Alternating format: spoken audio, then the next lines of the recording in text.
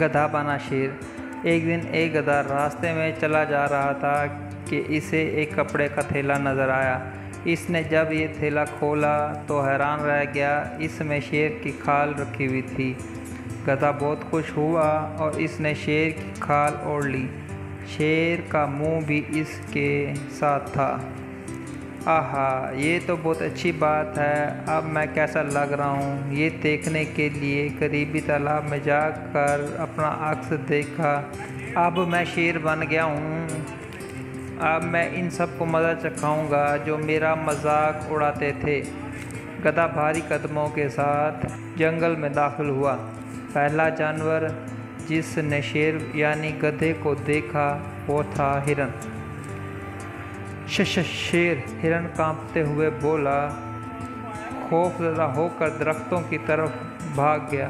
کتنا مزہ آیا، گدھے نے اپنی کامیابی پر خوش ہو کر کہا۔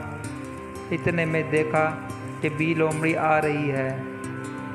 شیر صاحب، آپ تو بہت معزز، بڑے مرتبہ والے ہیں اور اچھے جانور ہیں، آپ مجھے نہ کھائیں۔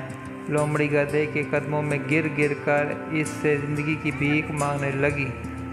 گدھے نے اسے لات مار کر بھگا دیا۔ جلد ہی پوری جنگل میں ہلچل مچ گئی کہ جنگل میں شیر آ گیا ہے۔ بندر خوفزدہ ہو کر ایک درخت سے دوسرے درخت پر دوڑنے لگے۔ خرگوش اپنی بلوں میں جا کر چھپنے لگے۔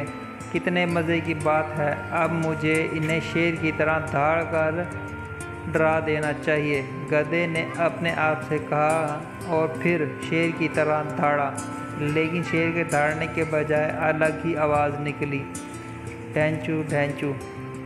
جب جانوروں نے یہ آواز سنی اور باہر آ گئے، انہیں گدھے کی اصلیت جاننے میں دیر نہ لگی کہ یہ اصل گدھا ہے جو شیر کی کھال میں آ گیا ہے۔